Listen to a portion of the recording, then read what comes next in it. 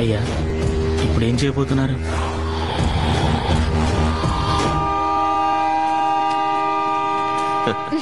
అన్నయ్య వదిలే దించి 3 తరగతి పెట్టించుకుని వచ్చాయి.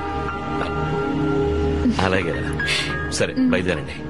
బండి బయలుదేరని అన్నయ్య మేము వెళ్తాం. రే బయలుదేరండి రా.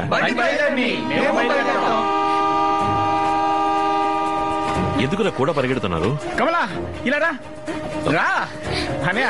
ఇదే అన్నయ్య నేను లవ్ చేస్తున్నా అమ్మాయి. ఏమంటున్నావురా? లవ్వా? అన్నయ్య పూజ నేను లవ్ చేస్తున్నా అమ్మాయి. ఎలా ఉందన్నయ్య? రే నువ్వునా? అనిత అనియా అనియా నేను లవ్ చేసి అమ్మాయి అనియా. అనిత నువ్వా? సరే సరే. సర్ప్రైజింగ్. కొన్ని రోజుల గ్యాప్ లోనే లవ్ చేసేసిందండి. ఏ నువ్వు లవ్ చేయరా?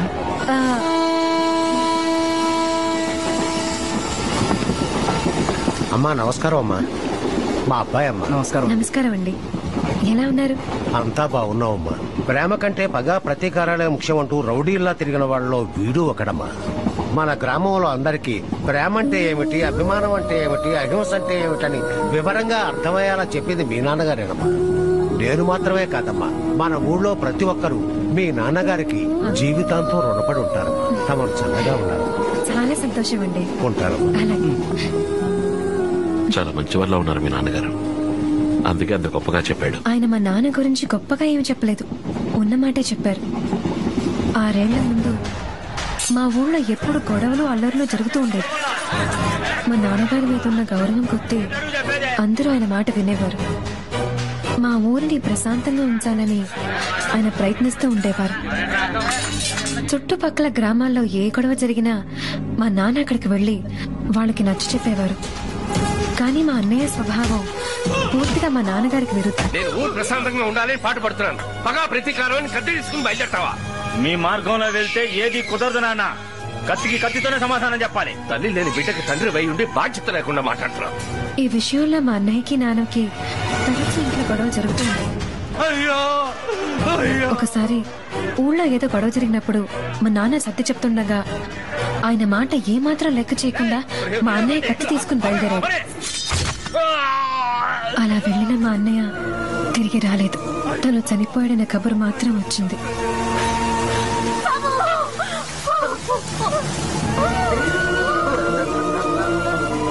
ఎప్పుడైతే నా మాట కాదని పగా ప్రతీకారం వెళ్ళాడో అప్పుడే నా కొడుకు చచ్చిపోయాడు.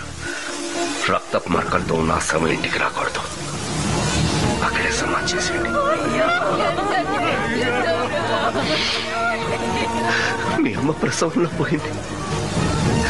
మీ నాన్న ఆవేశంలో పోయాడు. అయ్యా వాళ్ళందరికీ చాలు చాలు. ఇంకా ఎంతమంది పిల్లల్ని అనాథులు చేస్తారు? ఈ మట్టి మీద పడిన చివరి రక్తపోబట్టు నా ఇంటి రక్తంగానే ఉండిపోనివ్వండి. వెళ్ళిపోండి అయ్యా. ఆనాటి నుంచి మా నాన్నగారి మాటకి కట్టుబడి గ్రామంలో ఎవరూ కత్తి తీయలేదు, రక్తం చిందించలేదు. లోకంలో ఒక వ్యక్తి ఎలా ఉండాలో, ఎలా జీవించాలని నాన్న అనుకుంటారో మీరచ్చం అలాగే ఉన్నారు.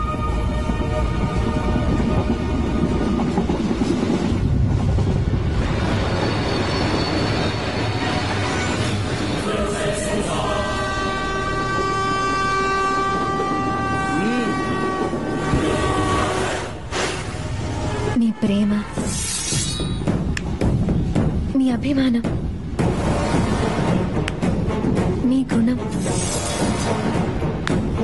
తప్పకుండా మా నాన్న మిమ్మల్ని ఇష్టపడతారు. మన పెళ్లి జరుగుతుంది. గోము ఓసారి లే. లే రా. ఎక్కడికి? రా. ఎక్కడికి? చెప్తా.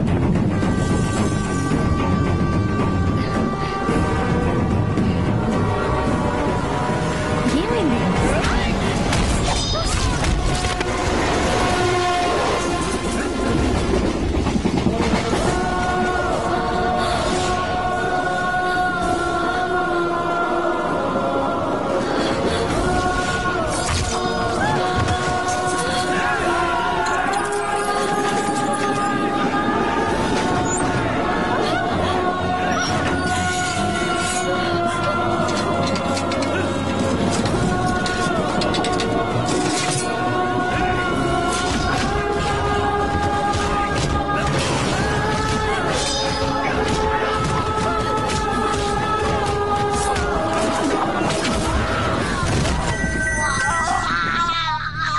అన్నయ్య మా మీద నీకు కోపమేం లేదుగా మీ మరదలు నీకు నచ్చినట్టేగా నాకేం కోపం లేదురా తమ్ముడు. మీరు జాగ్రత్తగా ఇంటికి పండండి.